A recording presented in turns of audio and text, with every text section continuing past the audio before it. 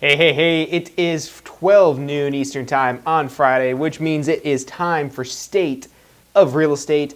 I'm John Carissimo, and this show is brought to you by Tampa School of Real Estate. If you're thinking about starting or enhancing your career in real estate, Tampa School of Real Estate is the only choice you want to make. We'll talk more about that later. Today's episode is on real estate farming, what it is, why you need to do it, and the mistakes you do not want to make that are common mistakes made for real estate farming. So the reason why we started this show at the Tampa School of Real Estate was, and we have a couple different shows. If you're not following our shows already, on Wednesdays at 12 noon, we do Ask the Instructor. We get more into some technical stuff. We've done a lot of episodes recently on estimating value, whether it's investment value, all kinds of calculations, things that you need to know really starting your career in real estate. This State of Real Estate show, on the other hand, this is more so our weekly mastermind to talk about strategies to grow and develop your real estate business. Because maybe you're getting into real estate because you like having flexible hours, but I'm sure a lot of you are getting into real estate because you want to take your business to the top.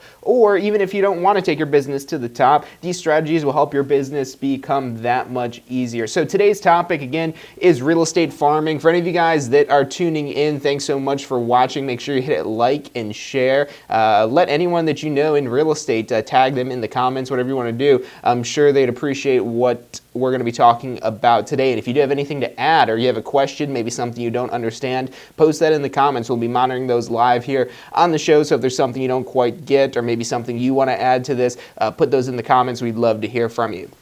So real estate farming, again, we're talking about what real estate farming is, why you need to do it, and the mistakes you do not want to make in real estate farming.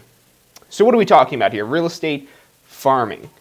If you're new to real estate, this term real estate farming, maybe you're thinking you need to go out to your garden shed and get your backhoe out and so on and so forth. No, we're not talking about that kind of farming. The term farming, it actually is very parallel to the concept of what an actual farmer does when they're growing crops. Real estate farming, on the other hand, though, real estate, unless you're in agricultural real estate, you don't have anything to do with farms and whatnot, except for your quote-unquote farm area. So what a farm area is, it's basically an area, the long story short, is an area you're specializing in, that you want to focus your efforts on, the area that you're farming to try to produce a crop. We're going to explain that analogy and how this term came to be in just a second. But that's the overall goal with the farm areas. You're choosing a specific geographic area and you're saying, hey, this is my area, this is where I want to be the expert and I want to be known. So that's what we're referring to whenever we talk about this term farming. It's the area that we're trying to cultivate. We're trying to cultivate business from this farm area. And now this is a topic. A lot of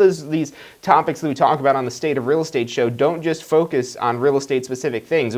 Sure, we call it farming in real estate, but it's known by a lot of different terms in other areas, but it's the same concepts. It's the reason why you see Coca-Cola ads over and over and over and over again. And all these brands that you just think of right off the top of your head that have very high valued brands, they have these high value because they're getting a lot of repetition. And that's really one of the big secrets to real estate farming. So the origins of this whole kind of like farming story and why we call it real estate farming. If we think about what a farmer does. So if a farmer wants to have a bountiful crop, a bountiful harvest, if they want to reap lots of vegetables or fruits or whatever it is that they're growing from their farm, what do they need to do first? They need to plant seeds. So that's the first step in farming. Whether you're an actual farmer or a real estate farmer, your first step is to plant a seed. So we understand what that means with a farmer. What does that mean in real estate? What is planting your seed in real estate? So planting your seed in real estate, and don't let your mind get in the gutter or anything like that. We're talking about planting an idea in somebody's head. We're planting the idea of who you are, who your business is. So that first time you get in front of somebody, and you could get in front of people in so many different ways, that the question really isn't how you're getting in front of them, it's who you're getting in front of. Who it is that you're targeting in your marketing. Who it is that you're trying to get in front of to get business from. So let's say maybe you're sending out a postcard to a neighborhood. Sending out that postcard, if these people have never heard of you before, that's now planting your seed. Now let's think back to our story of our farmer. thinking about our farmer, will this farmer have a bountiful harvest if they just plant their seeds and they just say, all right, cool, I planted the seeds, my work is done, now we just wait? Yeah, maybe they'll have a couple of plants that'll maybe pop up. They're really just getting lucky. They're leaving it to chance. They're leaving the outside elements, the natural weather and all these natural occurrences that they have no influence over. They're letting them take over. A good farmer doesn't do that. Even if you don't know any farmers or don't even really have the idea of what goes on in farming, you know that the farmer doesn't leave these seeds to chance. They get out there and they cultivate and nurture these seeds. And you have to do the same thing in your real estate farm. You have to cultivate the seeds that you've planted in your potential clients. So let's say you choose a particular neighborhood, and stick with us because later in the episode today we're going to get in more details about this, about how to choose your neighborhood and some of these more details, because there's a lot of mistakes people make with farming. So we pick our neighborhood. We pick where we want to plant our seeds. But it's not enough just to hit this neighborhood with one postcard once or with one letter once. Or there's a lot of different ways, again, to do this marketing. You could be using a digital ad strategy. Maybe you're targeting Facebook ads to a particular, so many miles within a particular address. Facebook is really great where it allows you to run ads like that, where you could just say, I want to be within 5 miles of this particular address. And maybe that's the area that you're targeting. But if these people are only seeing your advertisements once, whatever the advertisement may be, if they're only seeing it once, there's no chance that you're going to be growing and cultivating these clients. You might get lucky because lightning does strike. Lightning will strike. But you have to be really lucky for that first round of marketing, that first round of advertisements to actually end up with anything out of it. So, good rule of thumb whenever you're getting into real estate farming is don't expect any sort of instant results. Yeah, maybe if you have a really great ad and you do get that lucky hit that lucky house where they actually do want to do a deal with you, perfect. That's great, but don't expect that on your first round of marketing. Don't expect that. We're going to talk about how many times you need to get in front of somebody to create recognition with them, but believe me, it's not once, it's not twice, it's not even 3 times. The number is actually a lot higher than that. Stick with us because we're going to be talking about how many times specifically you need just for them to recognize your name. So that's and tying into these mistakes about farming, that's one of the mistakes you don't want to make. You can't just plant the seeds and expect the seeds to grow. You have to plant the seeds. That's your first impression, your first time that you're getting in front of them. Whatever you're having, sometime you're in front of a potential client, that's called an impression. Whatever advertisement it may be, it could be a letter. If you send them a letter, that's an impression. If they see your ad on Facebook, that's an impression. If they see a billboard or a bus bench ad, or maybe you're going door knocking in the neighborhood, you don't need money to get started with farming. If you want to start farming and you don't have a budget for advertising, get out there and put in some sweat equity.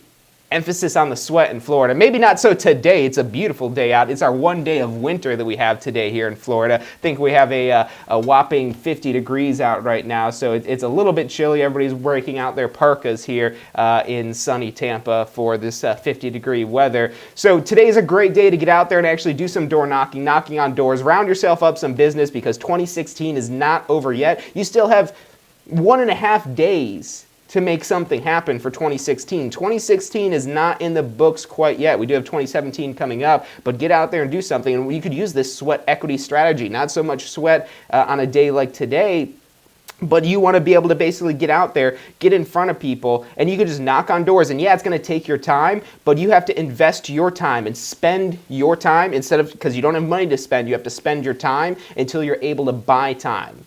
Once you're able to buy time, you can now pay for mailers and Facebook ads and all these more expensive forms of marketing. But don't get discouraged about real estate farming, saying that you can't do farming, you can't have a farm strategy because you don't have the budget to do that. Of course you can. You just need to spend a little bit of your time in doing this. Get out there and do some door knocking. Every time that these people see you, and the door knocking, regardless of how much money it is that you have to spend, this is one of the more effective ways because you're right there face to face with people, and at the very least, you're building your people skills with clients. And all you guys tuning in today, if you are liking what you're seeing here, hit the like button. Post a comment if there's something you're not unsure about. Share this with your friends that are in real estate because this could definitely help them, or really anybody that's a marketer. We're going to be talking about some really great strategies today in relations to real estate farming, but they can be easily applied in any sort of business industry, not just real estate. So our moral of the story, if you've been watching us so far, we talked about this concept of real estate farming. First, you're planting your seed. That's basically you choosing who it is that you want to market to and sending them one piece of advertising. Whatever method you're sending that to them, that's your first impression. That's planting your seeds. But you can't expect seeds to grow without any sort of nurturing. So you have to get in there and water these seeds, and the way you water these seeds, it's real simple with real estate. You just hit them with more advertisements. Any sort of advertising that you're doing. If you just market to them once, that's going to end up in nothing for you. You have to market to them consistently over and over and over and over and over if you want to see results from your real estate farming strategy. We're going to talk about exactly how many times you need to hit them in order to get a deal out of this transaction. So stay tuned. So we're going to continue to follow up with these consumers. You want to continue to follow up with them over and over and over, and eventually you're going to strike gold. You're going to get a deal out of this. Now, National Association of Realtors statistics say that a homeowner moves every 5 to 7 years. In the U.S., homeowners move every 5 to 7 years. So basically what you're trying to bank on is that when you're sending out all these marketing pieces to this particular neighborhood, you're going to hopefully hit somebody that's maybe closer to that 5 or 7 year mark, closer to that time when they're willing to move or wanting to move out of their neighborhood, because that's really, and that's where the luck kind of comes in this as well. Yes, you could do some research and find some demographics, but these are all just averagized statistics. So there's still some magic that could happen where you do get lucky. But again, don't expect to get lucky on that first round of advertisements it is that you're sending out. You want to continue to hit them with advertisements over and over and over and over again. So that's what real estate farming specifically is. It's basically choosing an area, choosing a farm area is what we call it, that you want to market to. You'll first plant your seed in this farm area with each one of these potential clients in this farm area. And by doing that, planting the seed, that's just hitting them with one type of advertisement, hitting them with one type of advertisement. Your first advertisement, that's the seed getting planted. Then you have to nurture and grow that seed into an actual plant, and then you have to continue. Think of how much work a farmer has to do to make some sort of crop. Even with all the automation, it's crazy if you go online and see some of these videos of how farms operate today. But even today, in this technological day and age that we live in, there's still a lot of work and effort and time and money involved on the effort of the farmer. And guess what? If they have less money to spend, they have to put more time and effort into this. Yeah, maybe the farmer can't afford some great big John Deere tractor, but they can still get out there with their shovel, with their picks, whatever tools it is that they use, and actually do this by hand. You could do the same thing. Like I said, use a sweat equity strategy. Get started with that now while it's cool out, so you'll have some money to spend when it's warmer in the summer. You don't want to be out there door knocking in 98-degree heat here in our Florida summers. Maybe if you're more up north, if you're tuning in from the north, maybe you'd be willing to have one of those hot days right now. So it pretty much works really well for you year-round as far as door knocking goes. But in Florida, spend that time now out there door knocking so you could build up, maybe get a couple of deals. So when it starts warming up, when it starts getting hot, and when I say summer, I'm talking about 90% of the year basically here in Florida. So you want to get your budget right now. You want to get out there and hustle up some deals, so you could actually have some money now where you could spend this, where you could sit back in your nice air-conditioned car or in your air-conditioned office or in your air-conditioned house and say, oh, I'm so glad I went out there and did door knocking when it was cool, so I have some money to actually spend in mailing or advertising on Facebook or whatever method is you're using to advertise and reach these people. So today's topic, again, is on real estate farming. If you're just tuning in, we've talked about so far we're about to talk about why. We talked about what real estate farming is. So when we come back from this break, stay with us. We're going to talk about why you need to be doing real estate farming. So far we know what real estate farming is, but now we need to talk about why you should be doing it. So stick with us. We'll be right back after the break. I'm John Cursmo. You're watching State of Real Estate. Are you considering getting your real estate license via one of our classroom courses? At the Tampa School of Real Estate, our courses have been designed to prepare you for the Florida Real Estate Commission licensing exam, as well as teach you about the fundamental aspects of the real estate business. In this class, you'll learn about appraising property values, real estate contracts, the mortgage industry, and much more. We offer multiple class formats and several locations to make getting your real estate license easy. You can complete the course in as little as 2 weeks in one of our day classes. Or if you have a busier schedule, you might prefer our evening classes. All of our classes include the course textbook as well as other supplemental materials. At the Tampa School of Real Estate, all of our instructors undergo a rigorous training program and have real-world real estate experience in order to best prepare you for the class and state exam.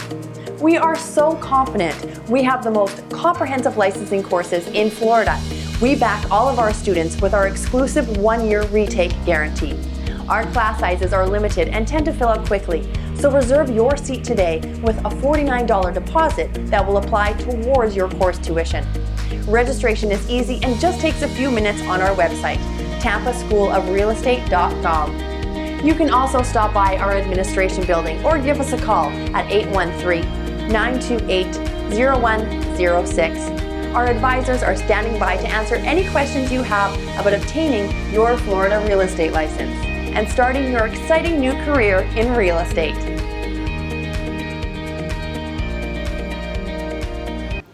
Hey, if you liked the show today, be sure to hit like and subscribe and post your comments. Thanks so much for watching.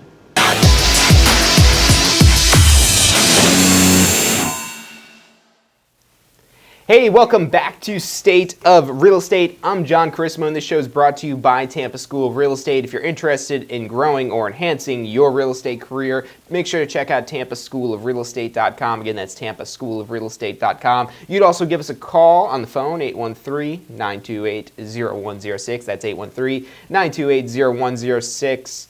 We definitely love to help you out with either starting or enhancing your career in real estate. So welcome back to State of Real Estate. Today's episode is on real estate farming. Now, before we went on break, we were talking about what real estate farming is. Because if you're new to real estate, you might hear this term real estate farming and think it equates with some sort of agricultural property or something like that, and no, that's not the case. So if you don't know what real estate farming is, rewind back before the break and go ahead and watch that segment so you can get an understanding of what we're talking about when we mention a farm area.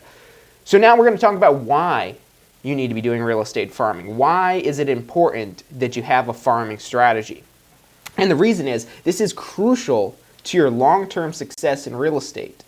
If you want to have a real estate career that lasts, and not just last till next year, last a lifetime. And even if you don't want to continue to be in real estate, if you build up a good farming base and you have a lot of good business systems, you could sell off that business and leave the real estate industry. Or better yet, stay involved in that real estate business, build yourself a team underneath you so that gives you the time to build flexibility and whatnot. But farming is an integral part of this. Anyone who's a master or that's somebody that's dominating their real estate market is a master of farming. They not only know what farming is, but they have their farming strategy dialed in so tightly that it just churns out potential buyers and sellers every single day. And that's what you want to achieve. Now, the key thing to understand with real estate farming, and one of the big mistakes that you don't want to make, is that this is not something that's going to happen overnight. You're not going to just start your farming strategy and all of a sudden your phone's going to be ringing off the hook. Again, think back to our analogy of the farmer. The farmer doesn't plant the seeds and then wake up the next morning and all of a sudden there's plants everywhere. This isn't, Jack and the Beanstalk, where they plant the seed and all of a sudden there's this giant plant. That's not the case. You're not going to have a Jack and the Beanstalk farming strategy. Your farming strategy is going to take some time, and especially if you're new to this, you have to really kind of test the waters and find out what you're doing and making sure what you're doing is correct to actually result in some long-term success. But the key thing is sticking with it. Now, again, going back to why you need to be doing farming. So with farming, essentially, to use another analogy, it's like you're teaching yourself to fish. So when you first get started in real estate, you're probably wondering where it is that you're going to get your real estate business from. Maybe you have a couple friends or family that are looking to buy or sell a house, or maybe you know somebody that's looking to invest in real estate property. And those are great to get you started, but maybe the investor you'll get some repeat business off of, but your friends and family, if they're victim to that National Association of Realtors statistic, in the U.S. every 5 to 7 years is when we have a home sale. That means you're going to have to wait 5 to 7 years, if not maybe even longer. That number's an average. Let me tell you something real quick about average statistics like this. It does not mean that every homeowner is going to buy and sell their home every 5 to 7 years. In order for this average number of 5 to 7 years to be created, that means that some homeowners are actually selling their home in less than 5 years, but then on the reverse end of the spectrum, some are taking longer than 7 years. So you have this span of people selling their home quickly and people taking much longer to sell their home, and then somewhere in the middle is where that all lines up with your average. So you don't really know whether they're going to be somebody that's moving quickly or somebody that takes a lot more time to actually move, especially when you're looking at this with the larger scale of the neighborhood. When we talk about the mistakes of farming, we're going to be talking about how to make sure you're picking the right neighborhood, because this is a little bit of a foreshadow here, a little bit of a preview to what we're going to be talking about later. We're going to be talking about making sure you're choosing the right neighborhood, because yes, there maybe isn't a wrong neighborhood, but there's some neighborhoods that are going to be better than others for real estate farming. So you want to make sure you take note of that, of what neighborhood it is that you're choosing. So the reason why we're using this farm strategy is the goal of this is to make us the one person that when a potential consumer, a potential buyer, a potential seller, or even a potential investor thinks of real estate in your farm area, the first thing that they should be coming to mind is your face, your brand, your name, your logo, your color scheme. Everything it is about you, about your brand, is what they're thinking about as soon as they think about real estate. There's nothing else that pops into their mind, or maybe even if there is, it's an afterthought. You don't want to be an afterthought. You want to be the first thing that pops right up in their head as soon as they think about real estate. They're thinking, I want to sell my house. Boom! Your farming strategy kicks in. If you're dominating your farming area, if you're dominating your market, that's where you should have that instant recognition, where you get that instant, where people think automatically, that's who I need to sell my house with. That's who I want to help me buy my next house. That's who I want to use to help me invest in property. If you're farming correctly, that's going to happen automatically. If you're following through on your farm strategy, that comes with time. And this is something that's worth its weight in gold. The reason why, again, going back to when you're first getting started in real estate, yeah, maybe you have a couple friends and family to rely on, but then now what else are you doing to get leads? What are you doing to generate future business? A lot of people, when they get started in real estate, they focus on the things that don't matter so much for actually getting business. Think backwards for getting actual business. You want to get a closing. In order to get a closing, you have to have a contract. In order to have a contract, you have to have an appointment. In order to have an appointment, you have to have a lead. In order to have a lead, you have to have a contact with somebody. Now that contact portion, that's where we're starting from, and we have to trace our way all the way through to the closing. A lot of different ways you get contacts. You could pay a company like Zillow or Trulia or Realtor.com for them to just basically hand you leads and for them to handle making all these contacts for you. But now you're at victim. You're part of their plan. You're not making them part of your plan. They're making you part of their plan. So they're using you. I mean, yes, you do get a little bit of return out of this here, but what happens when they want to increase the rates for leads? That hurts your business. Maybe the market gets more competitive. Zillow and Trulia and a lot of these sites, they get pretty cutthroat with the advertising spend, and when people are dominating a market in a particular area on Zillow, they'll spend more money just to keep other people out of advertising in that same market, which drives up your advertising costs. And so you fall victim to that when you're basically, you could think of this as you going to the grocery store, going into Publix and buying a piece of fish. The Publix raises the price on fish and you want the fish. What are you going to do about it? Nothing. Anything that they have there, you're victim to what they're charging for the price. But if you know how to fish yourself, if you know how to go out there and throw your line in the water and catch a fish yourself, I mean, the cost difference is staggering. And that's what you're doing when you're developing your own farming strategy. When you're developing your own farming strategy, you're basically going out there and fishing for yourself. Now, it's a very long-term type of strategy. It's something that takes time to really hone in and really become that top-of-mind individual in a particular type of neighborhood.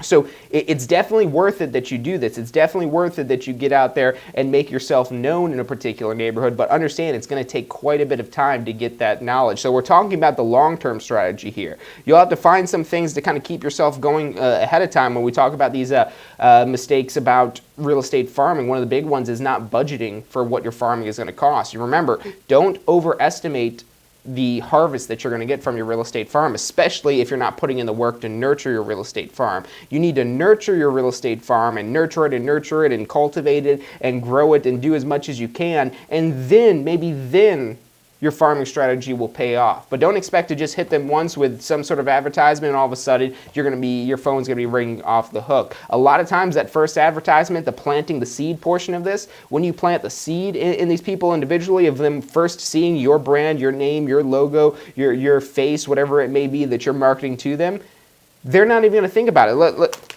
Imagine what you do when you get a piece of mail. Make sure I'm not throwing out anything I need here. So imagine you get a piece of mail. You get something in the mail, you look at it, you're like, oh, junk. That's what people are going to be doing to you when you send them a postcard.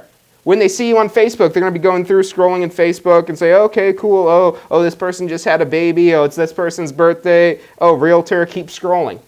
You're not going to have one single advertisement. Yes, lightning does strike, and you may get lucky, but a lot of times, especially if we're talking about mail, they're going to go, okay, junk, junk, junk, junk, junk. Or if we're scrolling through Facebook and we're seeing a Facebook ad, oh, another Facebook ad, oh, a Facebook ad, oh, a Facebook ad. And this is going to happen, and here's that magic number I promised I was going to give you, 7 to 9 times. So there's been studies that have been done that show it takes 7 to 9 times to make recognition. That's why you see so much of these big name ad companies, the big name brands like Coca-Cola. Coca-Cola is pretty much the number one brand in most people's mind. There's not really anything higher than Coca-Cola. Now, how did they get there? Imagine all the places you see Coca-Cola advertisements. You see advertisements on TV. You see billboards. You see the vending machines. There's a reason why they put that great big icy Coke can bottle or whatever it may be on the vending machine is so you see that. And even if you're not getting a Coca-Cola right there, you're thinking about it. It's getting in your head. That seed is getting watered. Every time you get an impression, you see this again from this company, that's another impression in your head. And you want to use that same strategy. Now, you're not Coca-Cola. You don't have the ad budget of Coca-Cola, so you need to start a lot smaller. You pick a neighborhood that you're willing to market in that you find is going to be worth your time in a market. When we talk about the real estate mistakes, we're going to talk about more so how to choose this particular farm area. But now when we choose our farm area, we're going to continue to cultivate this over and over and over and over again, so we're building that recognition. So remember, it takes 7 to 9 times. 7 to 9 times, that's huge. Most people will give up after 3 times. They'll send out 3 letters and then like, oh, well, this isn't resulting in anything. What am I doing wasting my time? I have to keep putting stamps on all these little letters, or maybe you're paying somebody to do it and I'm spending too much money to send out all these mailers. This is just a waste of my time. I'm just going to quit. This isn't worth it. I know they said that you have to wait it out for farming on the State of Real Estate show, but you know what? They didn't know what they're talking about. Of course it's not going to work after 3 times. Again, maybe you'll get lucky. You might, because there are people out there, there's the unicorns out there that'll tell you, oh yeah, I sent out an advertisement and boom, I got a deal just like that. Maybe you'll hit the lottery. Maybe you'll hit the real estate lottery and get a deal off of your first time you're running an advertisement to a particular audience, but you have to hit that same audience. The key thing is the same audience 7 to 9 times. That same person, you have to think of this on a micro level of that person. That person has to be hit 7 to 9 times for it to result in even recognition. So what this means for you is now when they're getting the advertisements in the mail, so again, they're flipping through their advertisements and their junk mail, and they're seeing through, oh, junk, junk, junk, oh, there's that realtor, again, junk. But now, see how we're different. See what just changed there. When I first said this, we're saying junk, junk, junk, junk, junk, junk, junk. Your advertisement was somewhere in there, but they just wrote it off as junk mail. Once they see that advertisement 7 to 9 times, that's where they're now, rather than just saying junk, there's like junk, junk, junk, oh, that realtor again, junk, junk, and boom. When now they're starting to remember who you are. They're maybe not ready to do a deal with you yet. Again, this is a long-term strategy. So even after 7 to 9 times, they might not be ready to do a deal with you yet, but they know who you are. And that's the first problem with so many businesses. This is why businesses go out of business, and the reason why they're not able to get business. I don't care what industry that they're in. If a business can't get business, it's probably due to obscurity. And that's really the first problem. There could be a lot of other problems that trail in after that, but if they don't know who you are, they can't do business with you. People aren't just going to call up your phone number and without ever knowing your phone number. They're not going to somehow telepathically know your phone number and just dial it up and say, hey, are you in real estate? Oh, great, I want to sell my house. No, that's not going to work. You have to put in time and effort to not only plant the seed in your audience, but now to cultivate that 7 to 9 times. Hit them over and over and over again 7 to 9 times until it actually ends up resulting in some business for you. So it's a long-term strategy, and that's one of the key things you have to do is you have to effectively plan for this long-term strategy. No, it's not going to work in your first round. No, it's not going to work in your second round. No, it's not going to work in your third round. All the way up until we get to 7 times. So once we've got 7 advertisements in front of the same person, maybe now that person is starting to remember your name. So now maybe they're just starting to begin to remember your name, but it takes 7 impressions to do that. So 7 times you have to be in front, and sometimes even 9, the higher end of that spectrum. And again, with these average numbers, the average numbers means that if it's an average of 7 to 9 times, that means it could be 11 times, it could be 13 times, it could be 15 times before they even recognize your brand. So why are we doing this? Why are we wasting our time now sending out 7 mailers to the same person just so they know who we are?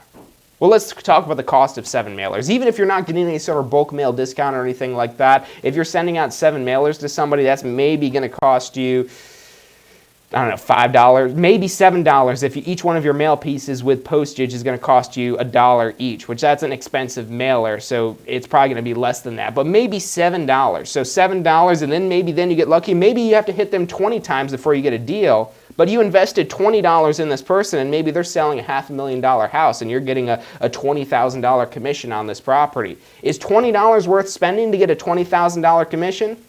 I don't know. You tell me. Really, you're going to have to spend more than this because we're just talking about one homeowner.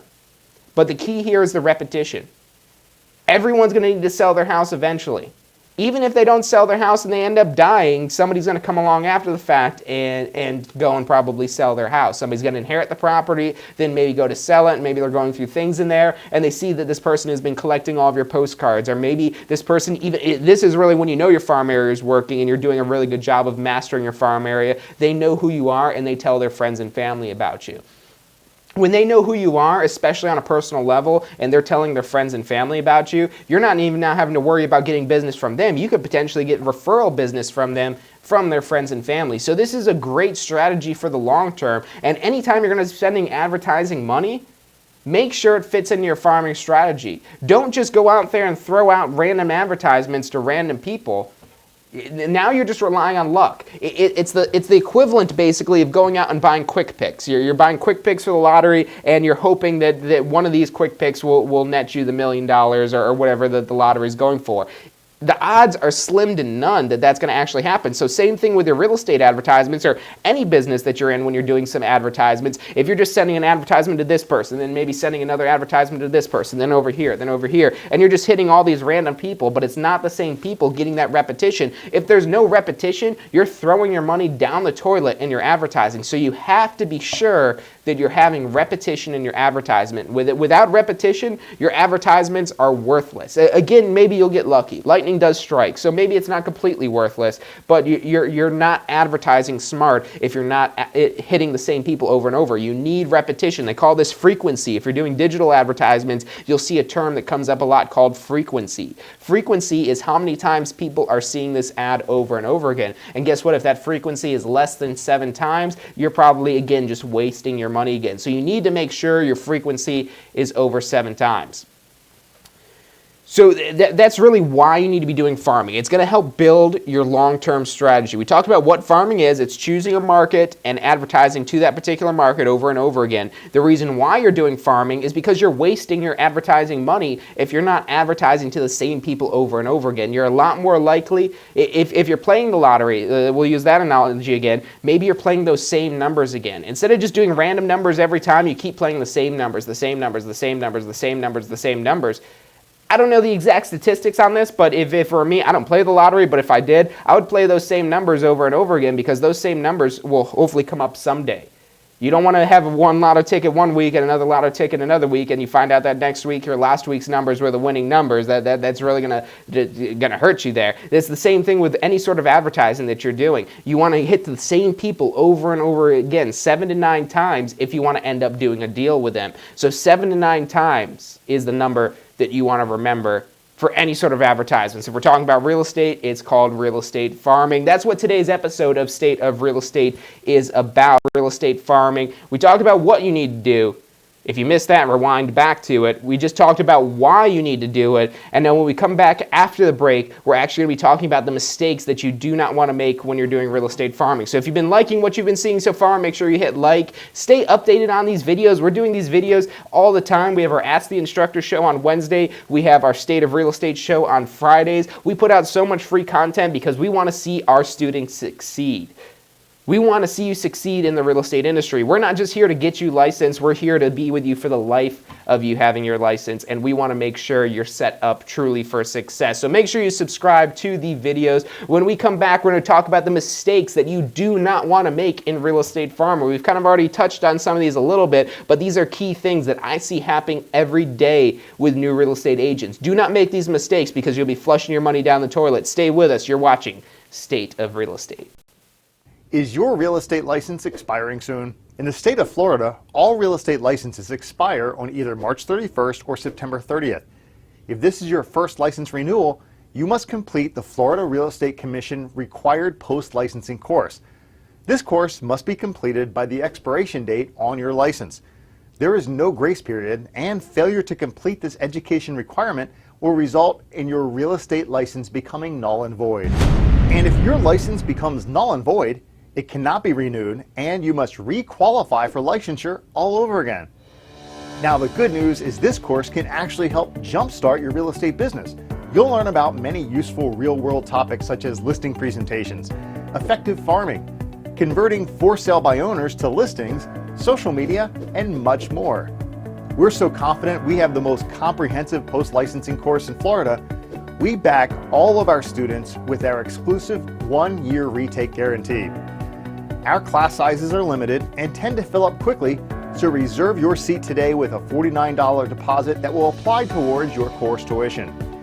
Registration is easy and just takes a few minutes on our website, tampaschoolofrealestate.com. You can also stop by our administration building or give us a call at 813-928-0106. Our advisors are standing by to answer any questions you have about renewing your Florida real estate license and accelerating your real estate business.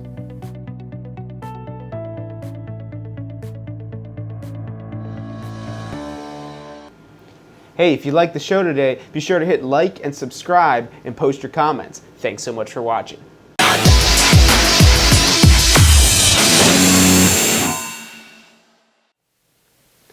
Hey, welcome back to State of Real Estate. Man, I'm getting excited because this is such a great show we're doing today. I'm just giving out all of these strategies about real estate farming, and there's so many things. I love talking about marketing. Anything related with marketing, it really gets me riled up, it gets me going. And there's been so many implementable strategies that we've talked about in the show so far. If you're watching this live and you like this, make sure you hit like and share this to your friends and family. Anybody you know in real estate, let them know about this because I'm sure there's something they're going to be able to take away with this. And if you like what you're watching here, make sure you subscribe to the updates from us. Whether you do that on YouTube or Facebook, like the page. You could also go to tampaschoolofrealestate.com/success. That's tampaschoolofrealestate.com/success. This is called our Success Center. This is where we post all of these videos. You can see all of our live streams, the recordings of them on here. You could go in there and see, there's actually 2 articles I posted just last night about real estate farming. So you go through and read some of those if you want to learn even more about real estate farming. But make sure you're subscribing to this information, especially if you're in real estate. Real estate is a game of knowledge. You want to find a surefire way to make sure that you fail in real estate? Go in there without any sort of knowledge, because this is a game of knowledge. It's the person that knows the most and puts action behind what it is that they actually know that are going to be the most successful in the real estate industry. So it's a mistake of massive proportions if you're in real estate and you're not subscribed to our information, because we put so much free information out there for you to get. So make sure you go on tampaschoolofrealestate.com/success and subscribe to that information. So today's episode of State of Real Estate, we're talking about real estate farming. We first talked about what real estate farming is. If you don't know what that is, go back and rewind. We then talked about why you need to be doing real estate farming. And now we're going to be talking about the mistakes that you do not need to want to make in your farming strategy. Very important that you don't make one of these key mistakes that I see every day, especially with new agents when they're trying to get into real estate farming. So there's 7 mistakes that we're going to talk about. There's an article on that Success Center called 7 Deadly Mistakes of Real Estate Farming. So check that out after the show. You can go back and review this information that we talked about. So our first mistake that we're going to be talking about here is choosing too large of a farm area. So why is this a problem? If you're new to real estate farming, this might seem like a great idea to farm out to as many people as you can. So choosing the biggest farm area that you want to choose. Let's say you're choosing the Tampa Bay area. The Tampa Bay area currently has a population of about 3 million people. So about 3 million people. Let's say if you wanted to plant a seed in all 3 million of the population in the Tampa Bay area. Let's say we're doing this through a postcard, and there could be cheaper ways to do this, which is fine, but the point is still going to be the same. So let's say you want to send out a postcard to all 3 million people in the Tampa Bay area. Let's say we get a pretty good deal on our postcards, and maybe it's not the best deal. You can probably get it cheaper than this, but let's say it's going to cost us 70 cents for each one of these postcards. So 70 cents for each one of these postcards, and we want to send out 3 million of them. Do some quick math. Those 3 million people, it's going to cost you $2.1 million to send out 3 million postcards. So that's just out of the question. That's not going to work. That's not going to happen. It's not going to make sense to send out 3 million postcards because that's just going to, cost us way too much money. It's going to cost us way too much money, and again, don't expect anything from your first round of marketing. You're probably going to take that $2.1 million and throw it away in marketing out to 3 million people. So do not market to a larger market than you're able to handle. And now, on the reverse end of the spectrum, most people, we're not talking 3 million because you have to be really dominating the entire state of Florida to even consider sending out marketing to maybe 3 million people. Even the top real estate industries don't have a farm area that large. So you need to narrow this down a lot smaller. And now, how small? That's really the question that we need to go with here. And this is really more so where the problem lies. Most people aren't going to choose the entire Tampa area. There are people that go out there and choose the entire Tampa Bay area, and we're talking Pinellas, Sarasota, Pasco, and the surrounding markets within Tampa. If you're choosing that, you're way too big. You really need to rein it in and narrow yourself down to an area that you can specialize in and specialize your marketing in. So we need to narrow this down, but how small do we need to go? This is the tricky part here. Because most people, even if they're just choosing a single neighborhood, they may still be overextending themselves for what time, effort, and money they're willing to put into their marketing strategy. So we need to rein this down as small as we could go while still being able to hit them 7 to 9 times. Or really as big as we could go with being able to hit them 7 to 9 times. That's the key thing. You have to remember that 7 to 9 time number. If you take away one piece of information from this entire episode, it should be 7 to 9 times to make recognition. You need to have 7 to 9 times of frequency to make recognition in your potential clients.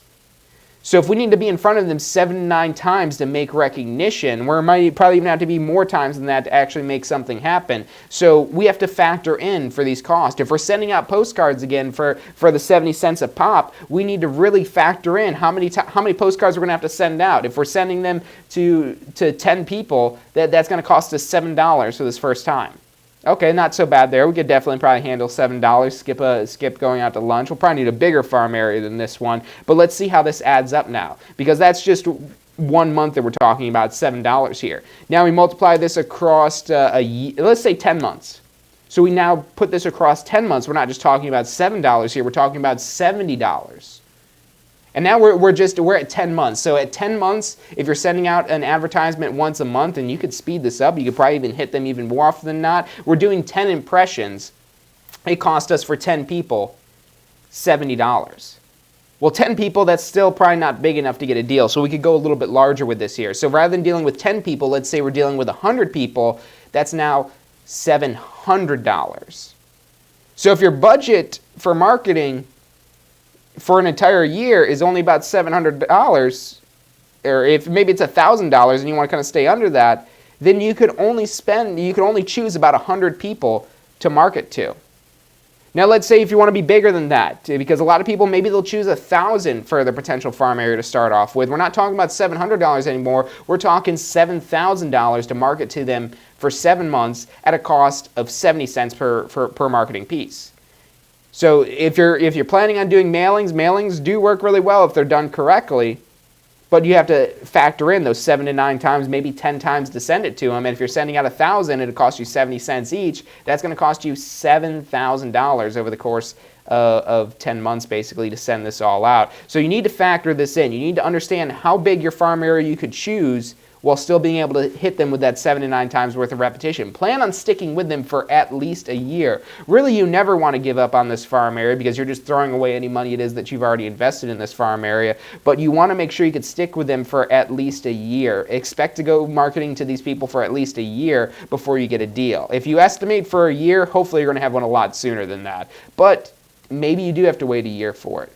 So make sure you can handle the size of market it is that you're choosing. You can always grow your market larger as you do start to get deals. So don't bank on saying, oh, well, after about a month I should have a deal and I could ramp up the spend on this. You're in survival mode until you get to that point of the first deal. You're in survival mode, so you have to basically really bootstrap yourself and cut your cost. And maybe the mailing doesn't fit into your strategy. Maybe you want to do some digital ads. You get digital ads a lot cheaper than you could with mailing. There's some argument on which one's going to actually work better, but now if you're running digital ads, you could get a lot lower cost per impression for your target market. You could dial this in, especially like with the advertising that's allowed through Facebook, and Google's caught up with this now as well, where you could punch in an address and then put in so many miles that you want to advertise within from there, and that could be your farm area, and you could market to them, and you could have a much lower cost per impression for this particular farm area. Now you're able to hit them with that 7 to 9 times frequency and still maintain your budget and still have a fairly decent sized farm area. So that's the key thing, is to make sure you don't choose too large of a farm area. That's the biggest mistake I see a lot of people make.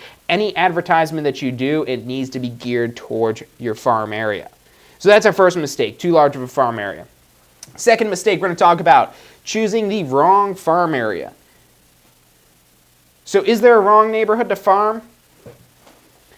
Not really, because they'll all eventually, hopefully, end up in a sale. Maybe there's a neighborhood where no one's ever going to sell ever again, or it's probably going to take a lot longer. Maybe we're talking 20 years instead of 5 to 7 years.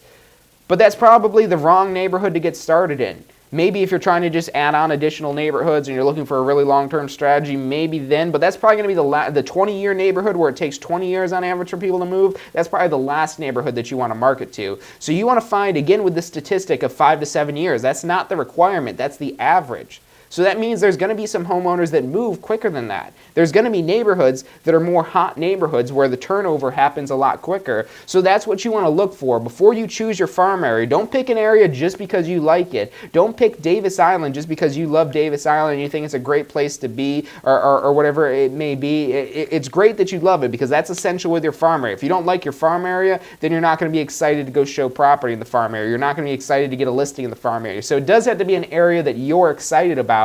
But now the second thing that you want to look at, and you want to actually look at the statistics for this and see how many homes sell a year in that particular neighborhood.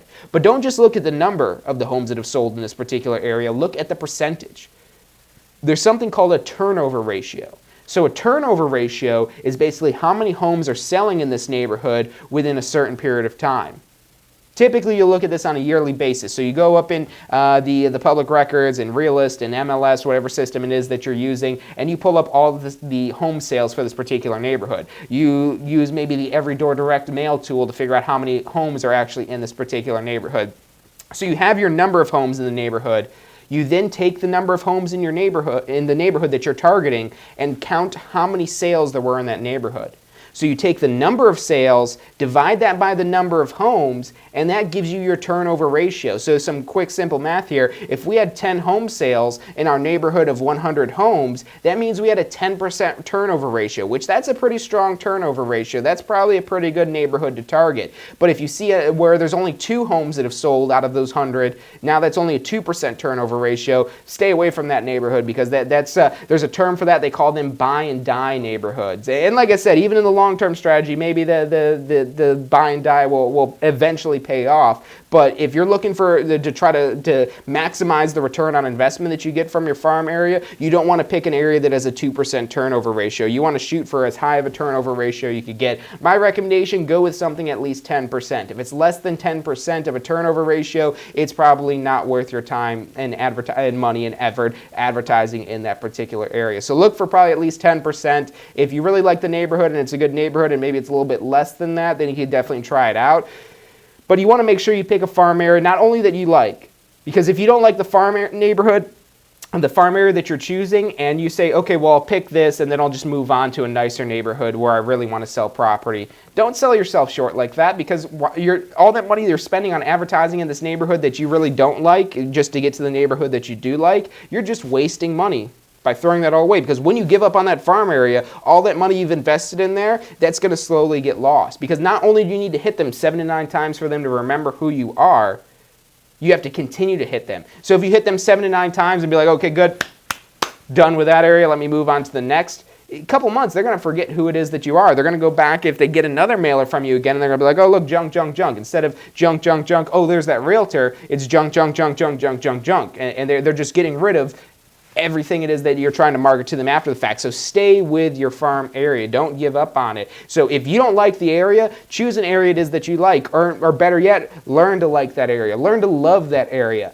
If you don't love that area, that's going to come across in your, I don't care how salesy you may be or how much you think you could deceive people. If you don't love the area it is that you're working in, that's going to come across to them. And when people have called this place their home, even if they're moving out of it because they don't like it, they'll probably be offended by you if you don't like that neighborhood. So and this could be picked up in just little ways. There's some people that are more intuitive than the others. Even if it's not something you're saying, it could be your actions that you're having, and they're like, oh, this person doesn't seem like they really like our neighborhood. Let's not use them. Let's call somebody else. So even then, all of your farm budgeting that you've been spending to advertise to this neighborhood, that's all thrown out the window. So number one, make sure you choose the area that you like. But then number two, make sure that area that you like has the proper turnover ratio that's going to maximize your farming effort. So those are two key things you need to look for, that you like the neighborhood and that there is turnover. Because if there's no turnover, if there's not homes being bought and sold in that neighborhood every day, you're pretty much wasting your money with that. So our third mistake we're going to talk about, not diversifying your strategy for farming. Now, if we talked a lot about mailers and we talked a little bit about digital advertising, but you don't want to choose just one form of advertisement.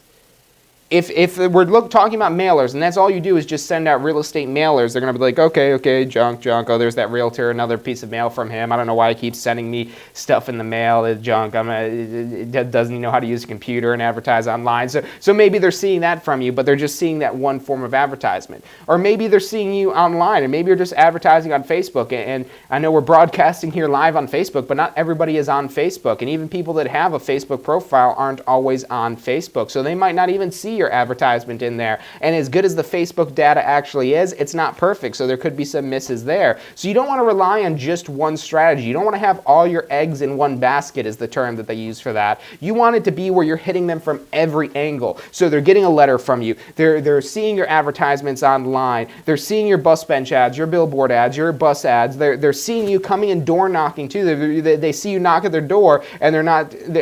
And if you think of this, if you think of you're knocking on somebody's door, if anyone's ever came to knock on your door before, maybe you look through the peephole, maybe you kind of peek through the window to see who it is out there, maybe you have security cameras and you're looking to see who's out there, and if you don't recognize them, you're probably going to be hesitant if you even open the door from them.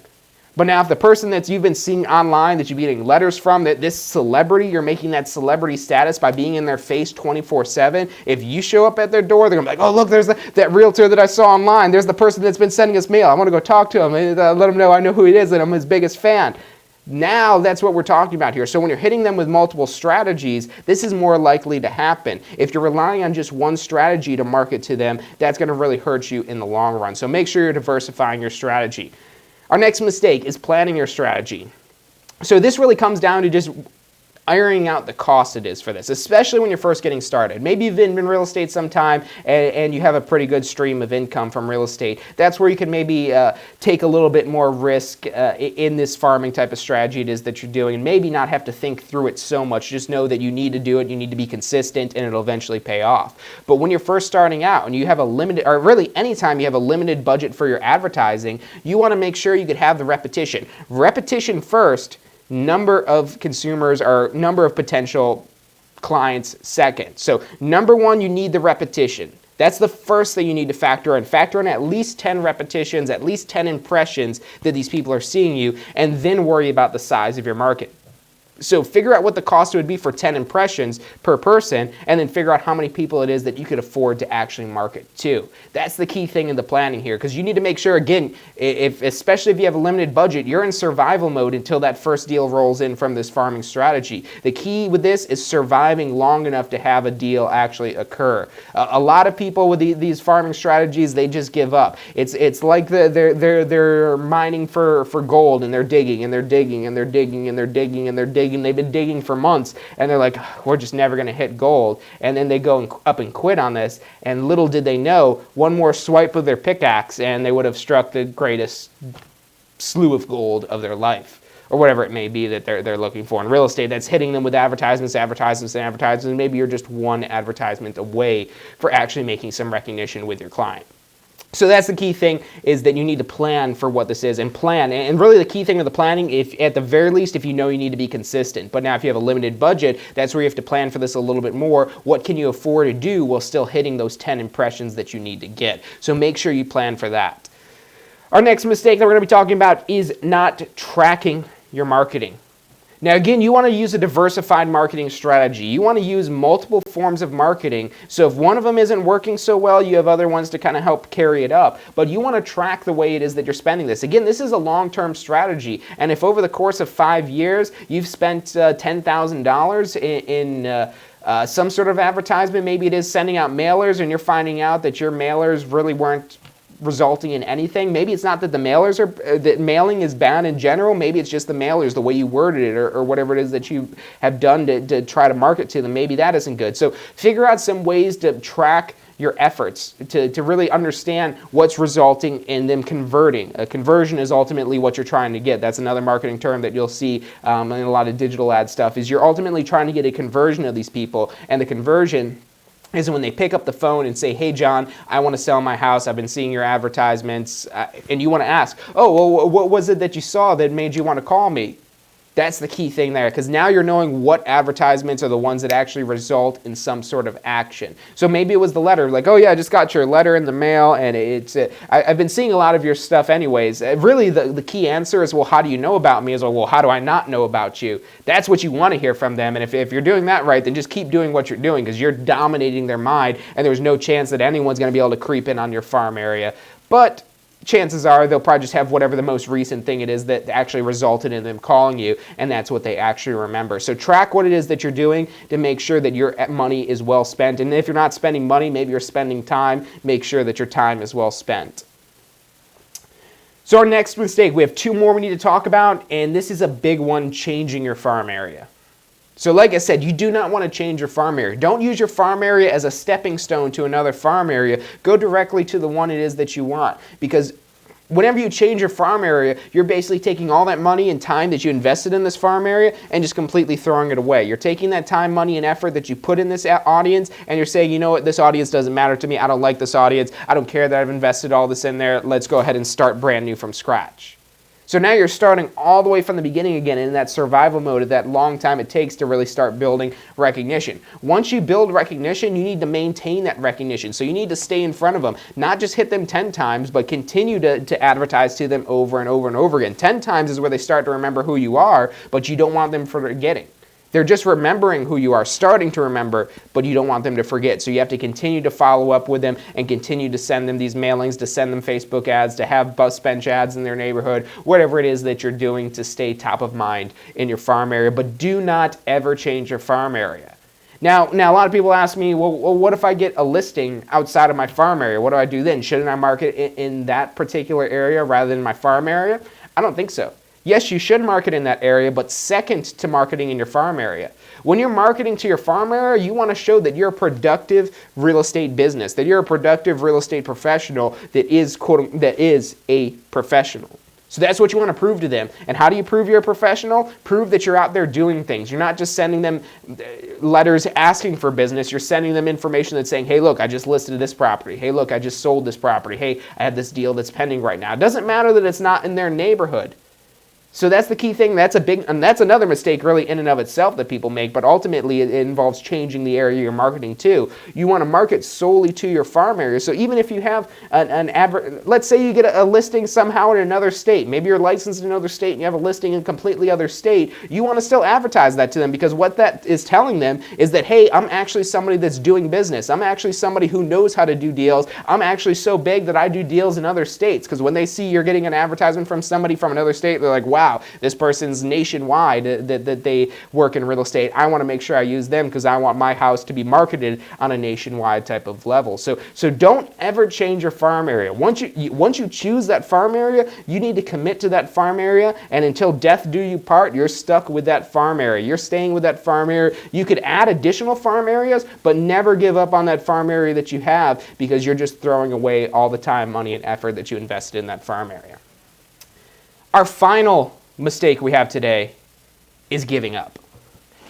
So I know that we spent this whole hour-long episode basically talking about what real estate farming is, why you need to do it, and the mistakes you do not want to make when you're doing real estate farming. It may seem like it's a lot of work. Maybe you're crazy enough to still try it, and I definitely recommend still trying farming. Don't just try farming, do farming, be a real estate farmer. That's really a part of your profession. Maybe you don't like it, get enough money to where you could kind of outsource this all, where you really don't have to be involved in it, but make sure you have it as part of your strategy, because this is how you build a real estate business that just churns out potential buyers and sellers, and now you're not relying on these big name companies, the Zillows, the Trulias, the Realtor.com, to actually generate leads for you, but you're now having to pay whatever it is that they're asking for you. You know how much the costs are. You're doing it yourself. You could probably get these costs even a lot cheaper. You can get leads a lot cheaper through your farm area than you would with any other medium. So make sure you know how to do this and you know how to farm, but most importantly, do not ever give up on it. Like I said, you could be the miner that's digging and digging and digging and picking away, trying to find some gold.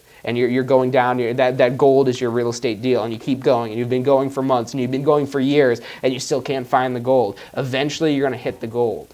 And it might not always work when you're looking for actual gold, but in real estate farming, if you keep marketing to them, you keep marketing, and you keep marketing over and over again, they're going to at least know who you are. And that's the first problem, is obscurity. You do not want obscurity, but it takes 7 to 9 times to fix that obscurity. So get them in front of them 10 times to make sure that you do not have obscurity, and do not ever give up. I know it's going to be a long road to get to. You're going to be in survival mode until that first deal actually rolls in, but make sure that you do not give up on this, because the moment you give up, you're saying that all that time, money, and effort that you put into this farm area is worthless, and you're basically just flushing it down the toilet. The farming can pay you back in more ways than you could ever imagine, but only if you stay committed to your farm area. So that is our episode today of real estate farming. I hope you guys have enjoyed it. If you did enjoy this show, make sure you hit like, share it with your real estate friends and family. Even if they're not in real estate, maybe they're thinking about it, send it to them. Any business really can benefit from this episode. We talked about so much advertising stuff. This is such a great episode. Go back and rewatch the stream. This is going to be recorded and available both on Facebook, YouTube, and our Success Center, so you can go back and rewatch this and make sure you're picking up all these tips from it. Go on to our Success Center. Make sure you're subscribed to that, because I just posted 2 articles last night specifically on real estate farming, where it touched on a lot of these topics that we talked about today. So make sure you're following that. Make sure you subscribe to that. Again, real estate is a knowledge game. If you don't have the knowledge, you're not going to last in real estate. So make sure you're boning up on your knowledge every day and sharpening your knives, sharpening your skills to actually go out there and dominate your market. Thank you guys all for tuning in today. This has been State of Real Estate, brought to you by Tampa School of Real Estate. I'm John Carissimo. Remember to tune in next week at 12 noon Eastern Time on Friday. We also have Ask the Instructor at 12 noon Eastern Time on Wednesday. Thank you guys so much for tuning in. I look forward to seeing you later. When you look back on your real estate career, you'll remember the moment you decided to begin this journey. The moment when you finally decided it was time for change. The moment when you decided it was time to take charge. The moment that changed the direction of your life forever. Now is that moment.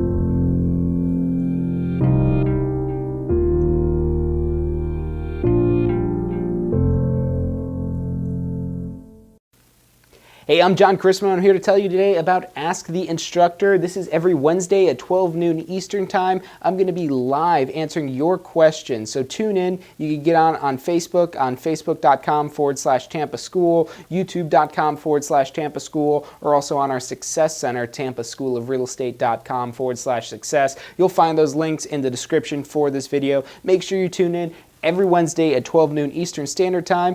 I'm John Chrismo, and I look forward to answering your questions.